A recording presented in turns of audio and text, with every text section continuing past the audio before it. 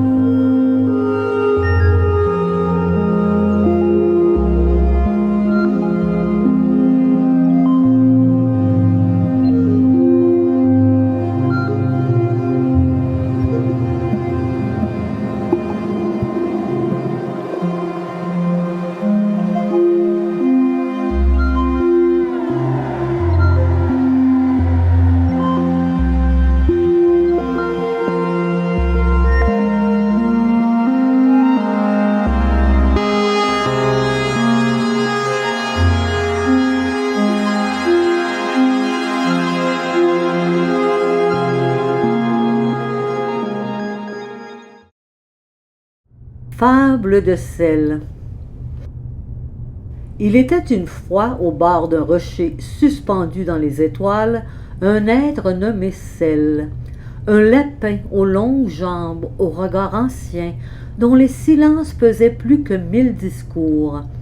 Une main, venue d'en bas, écrivait la lueur d'une flamme. La plume frémissait, comme portée par un souffle invisible. « Bonjour, toi !» dit Lu, l'écrivaine, en levant doucement les yeux vers Celle. « Bonjour, toi !» répondit Celle, sans bouger, penché sur sa patte, attentif.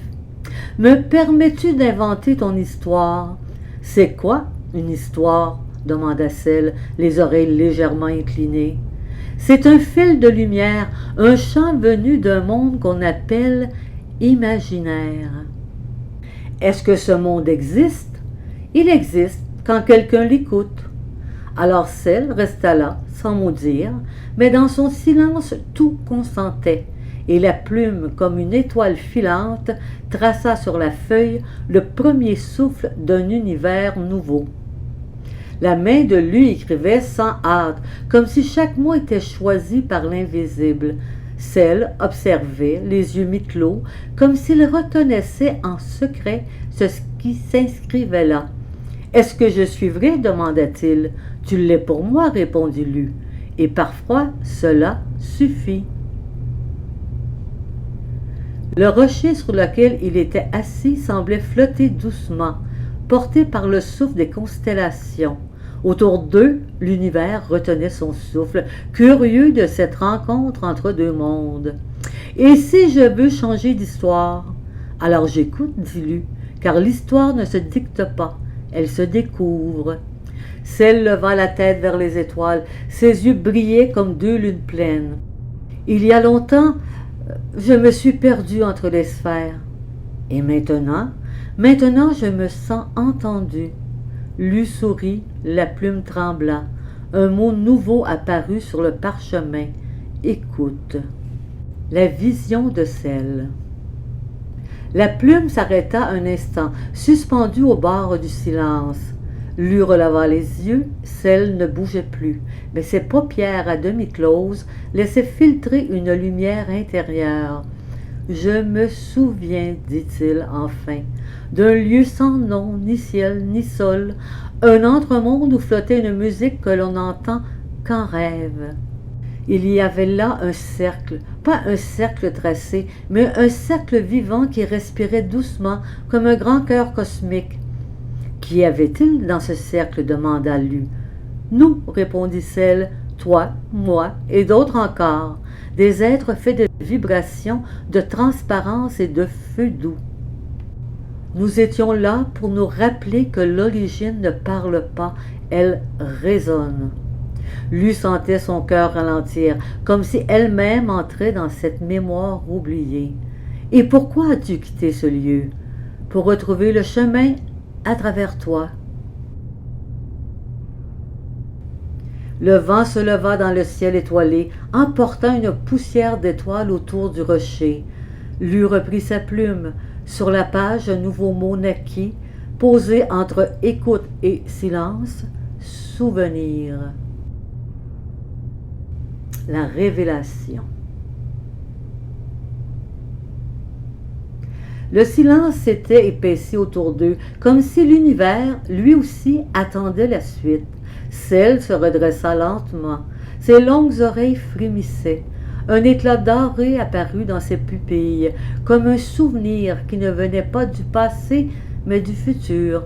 « J'ai vu, murmura-t-il, ce que tu allais écrire avant même que ta main le sache. »« Qu'ai-je écrit ?» demanda Lu troublé. « Tu as écrit « Je suis né pour me souvenir de ce qui précède la parole. » Lu baissa les yeux vers la feuille. Ces mots y étaient inscrits en lettres fines dorées, comme tracés par une main invisible. « Comment ? Parce que nous ne sommes pas séparés, dit Celle. Tu crois m'inventer, mais c'est moi qui t'appelle depuis l'origine. Tu m'as toujours connu, tu m'as rêvé avant ta naissance. » Lu sentit un frisson parcourir son dos. Tu n'es donc pas un personnage.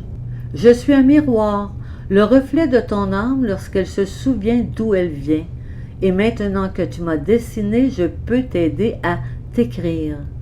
La plume se mit à vibrer d'elle-même. Une phrase s'écrivit lentement, sans effort. Ce que tu cherches à dire est déjà en train de t'écouter. Et dans les yeux de celle, Lu vit pour la première fois son propre visage d'enfant assis sur une étoile.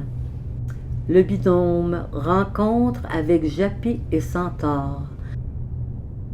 Le silence autour de celle devenait plus dense, presque palpable. Il sentait que quelque chose approchait, ou plutôt s'éveillait. Ce ne fut pas un bruit, mais un frémissement dans l'espace, comme si le tissu même du ciel ondulait. Alors ils apparurent. Deux visages, une seule forme, un être double ondulant comme une pensée liquide. Il y avait Japy, au regard vif, joueur, presque espiègle, et Centaure, son hôte, aux yeux posés, immobiles, comme des siècles. Il ne parlait pas, mais celle les comprit aussitôt, car il ressentait à travers lui et lui à travers eux. « Êtes-vous deux? » demanda celle, curieux mais paisible. « Nous sommes un, » répondit Centaure sans ouvrir la bouche. « Et aussi deux, » ajouta Japy, avec un sourire invisible. Celle ne répondit pas tout de suite. Il sentait que cette rencontre n'était pas seulement pour lui. Elle portait quelque chose de plus grand. « Qu'apportez-vous? »« Le transport de la beauté, » dit Centaure.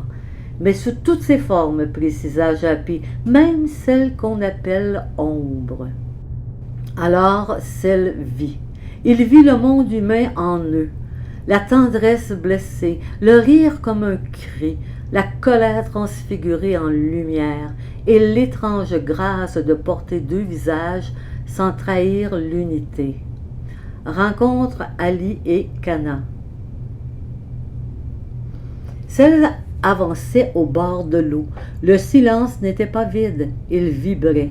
Un souffle tiède effleurait la surface marine, et dans cet instant suspendu, la mer s'ouvrit comme un souvenir.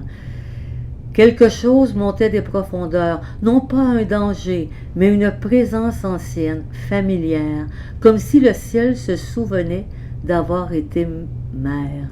Puis il le vit, un visage au trait d'ailleurs, ni humain ni animal, posé sur une forme fluide, transparente et scintillante comme un vaisseau. C'était Ali, et dans sa courbe lumineuse, nichée dans une sorte de cocon argenté, reposait un canard aux plumes douces et au regard vaste. Si elle ne dit rien, il s'arrêta, et le vent s'inclina autour de lui. Alors, Cana leva la tête, et son regard pénétra celui de celle, sans force, sans peur, avec la confiance sacrée de ceux qui viennent de loin pour y retrouver ce qu'ils savaient déjà. Ali ne parlait pas, il transmettait des images, des fréquences, des pulsations. Celle comprit qu'ils ne venaient pas du même monde, mais d'un même accord, une ancienne harmonie brisée par l'oubli. Ils étaient réunis ici, car le fil qui les unissait avait vibré à nouveau. Cana, sans un mot, descendit de la coque vivante d'Ali. Il marcha doucement vers celle.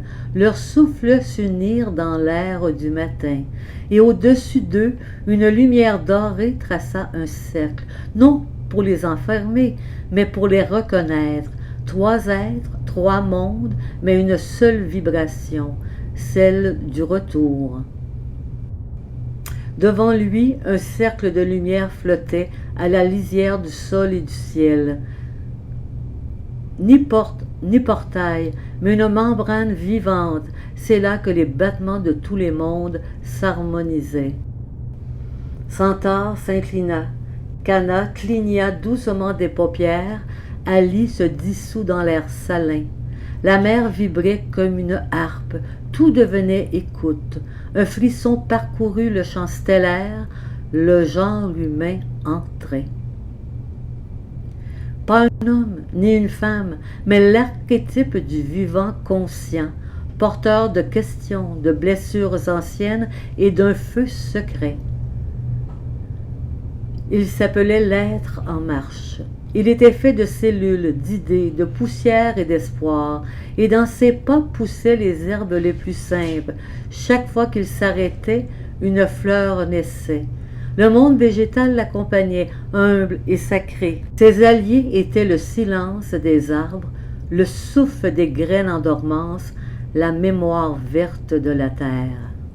Autour de lui, le monde animal avançait aussi, pas comme suiveurs, mais comme guides d'un autre langage. Ils étaient les gardiens du sensible, les passeurs d'instincts oubliés. Celle les vit tous, et en son cœur, il sut. Chaque monde possède sa fréquence, chaque être vibre dans une gamme précise, mais tous peuvent s'accorder dans l'instant. C'est ainsi que les voyages commencèrent, pas en fuyant ce monde, ni en fermant les yeux, mais en ouvrant la perception au présent. Il y avait deux types de passages, les dimensions internes, vibratoires. Elles parlaient le langage du cœur, du rêve, de la mémoire. Elles modifiaient l'intensité de ce qui est, sans changer le lieu. On y accédait par un frisson, une larme, un geste pur. Les mondes parallèles, vastes, organisés autrement, ils abritaient d'autres versions d'un même être.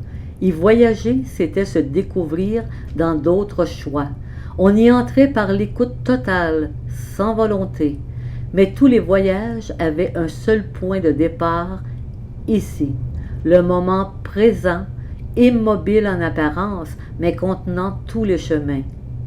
Et Celle, Japi, Centaure, Ali, Cana, ainsi que l'être en marche, traversaient ensemble les interstices du réel, dans le tissage de ce qui n'a pas encore de nom, mais qu'ils appelaient doucement l'origine vivante.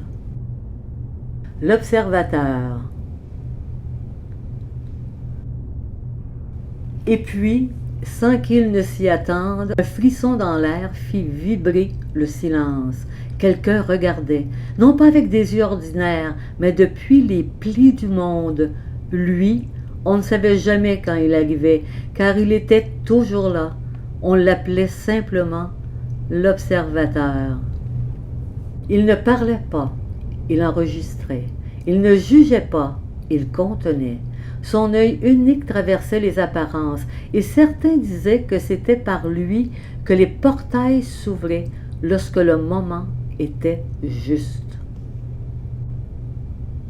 À cet instant précis, au centre du groupe rassemblé, une bulle de lumière s'éleva. Dedans, recroquevillé, flottait un être à la peau diaphane, un embryon, mais pas au début de la vie, plutôt à l'orée d'un nouveau cycle. Il n'était pas né d'un ventre, mais d'une intention cosmique, porté par la vibration de tous ceux qui rêvent encore. Dans son cœur, il portait les fragments d'un langage oublié. Centaure, Japi, Cana, Celle, Ali, l'être en marche s'approchèrent lentement. Aucun ne parla, car tous reconnurent quelque chose venait de s'aligner, et l'observateur dans l'ombre ouvrit enfin sa paume. Un miroir y reposait, immobile et vibrant. L'embryon. La bulle palpitait d'un souffle lumineux, puis une vibration se fit entendre, comme un murmure venu de l'intérieur des cellules. Ce n'était pas une voix, c'était une onde, et pourtant tous l'entendirent. L'embryon parla sans bouche, directement au cœur de chacun.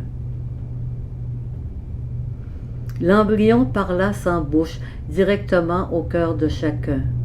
À vous qui êtes debout, visibles ou dissimulés, à vous les êtres incarnés dans la chair, le vent ou la mémoire, à vous qui respirez l'invisible ou qui doutez encore, je vous salue.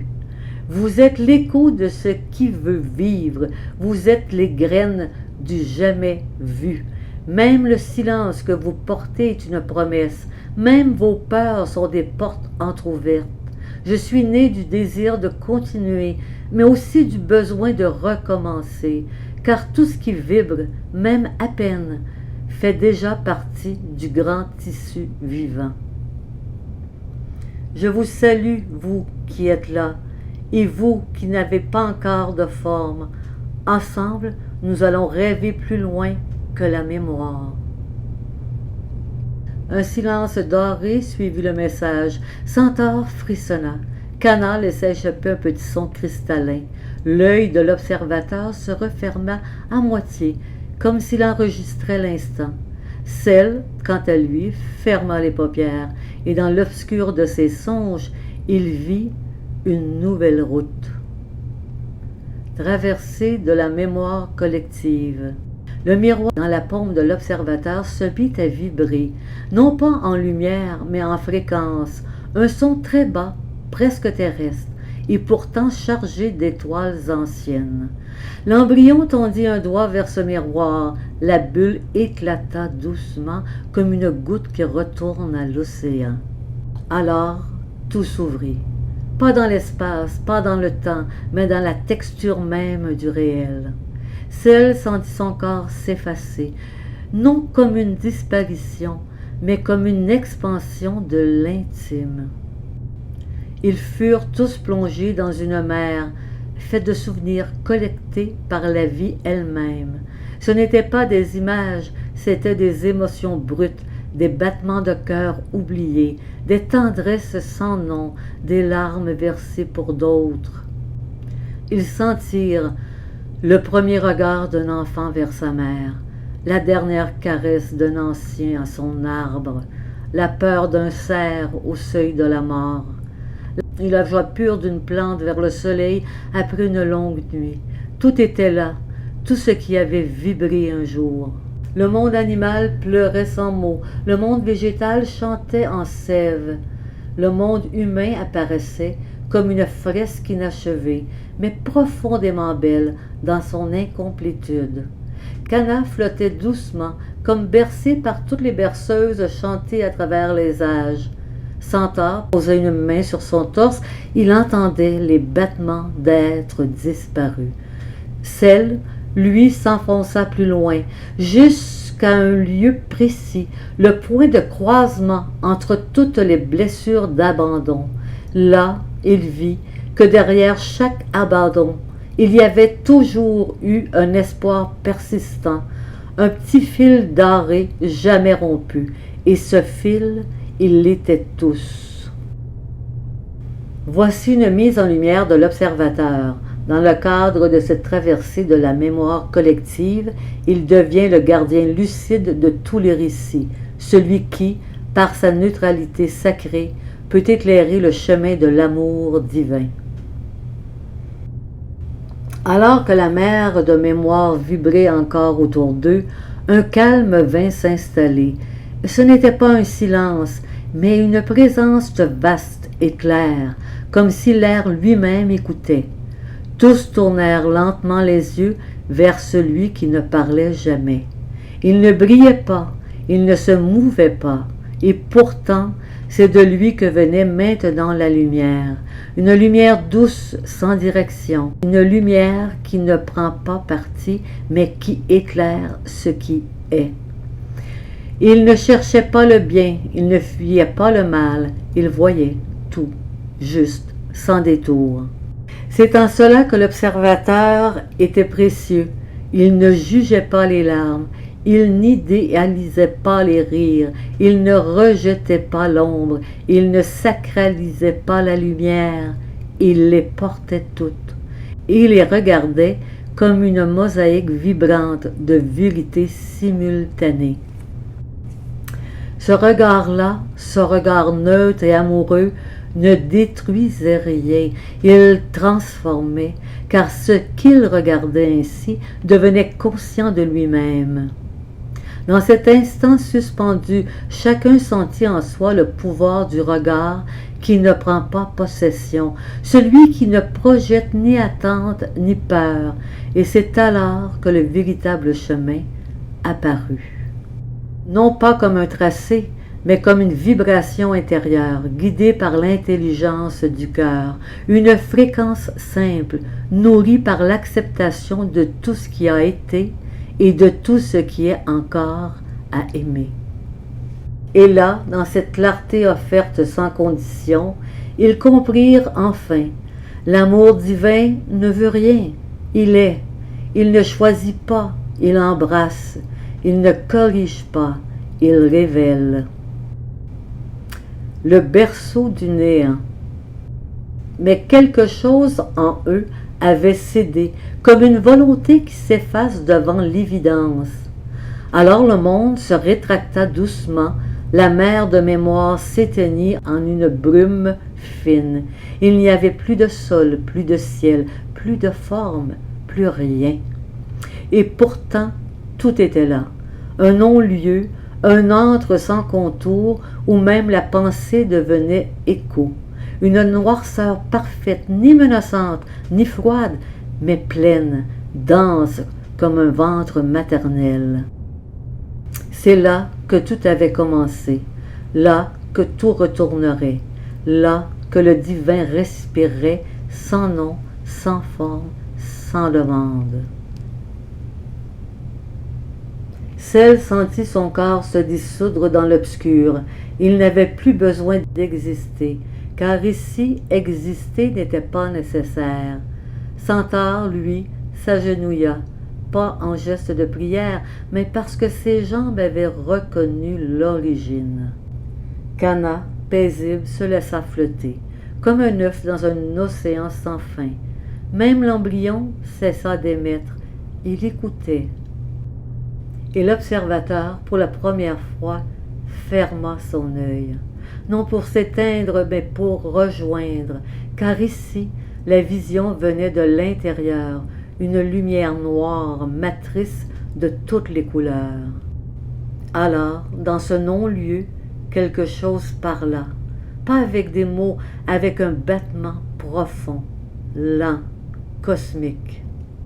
Et ce battement disait: « Je suis le vide qui te contient, je suis l'ombre d'où naît la lumière, je suis la nuit aimante où les formes se reposent avant d'être. Tu n'as rien à faire ici, juste être témoin du silence. » Et tous comprirent que le néant n'était pas un abîme, mais un berceau sacré, et que c'est dans cette absence fertile que l'amour divin tissait ses premiers gestes.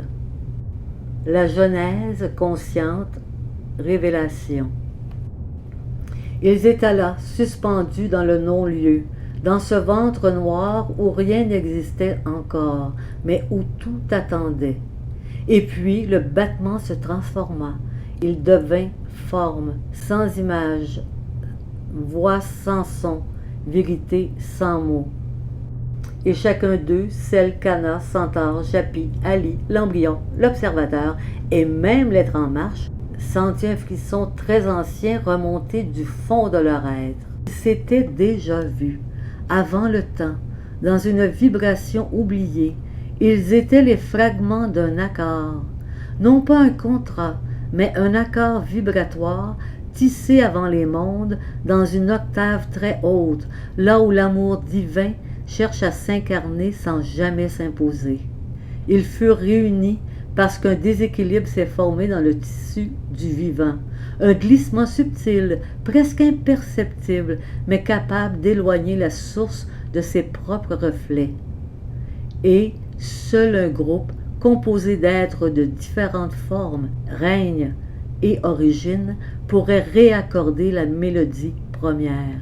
Un lapin mystique, un chien double, un centaure porteur, un alien nacelle, un canard témoin, un embryon de mémoire, un humain en marche, un œil silencieux, tous porteurs d'un fragment, tous porteurs d'un ton, ensemble, ils formeraient le cœur originel. Mais le mystère restait entier. Quel est le désaccord? Et où faut-il chanter? Et surtout, qui écoute? Celle ouvrit enfin les yeux. Dans l'obscurité pleine, il vit une pulsation.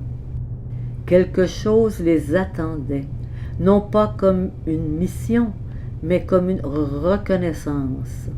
Le voyage sacré. La pulsation devant eux devint une courbe vivante, une onde soyeuse d'un autre monde, ou peut-être de ce monde-ci, mais vue pour la première fois avec des yeux bénis. Ils n'avaient rien décidé, ils n'avaient rien conquis, mais ils étaient prêts.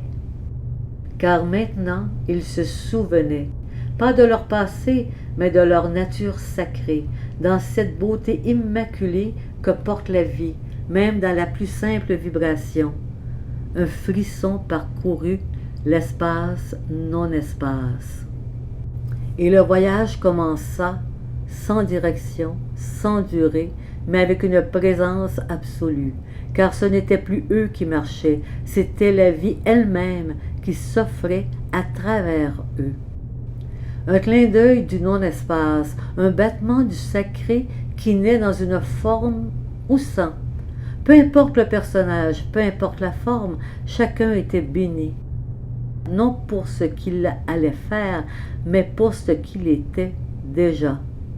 Un reflet de l'amour divin, la seule réalité permanente dans le souffle mouvant de tout ce qui est. L'embryon pleura sans larmes. Cana fredonna un son jamais entendu. L'observateur rouvrit lentement son œil et y brillait l'émerveillement. Ali devint presque translucide. Celle flottait les oreilles tendues comme pour attraper la musique du monde. Et dans cette orchestration subtile, le chemin se tressait à mesure qu'ils étaient vrais. Ils n'avaient plus besoin de chercher.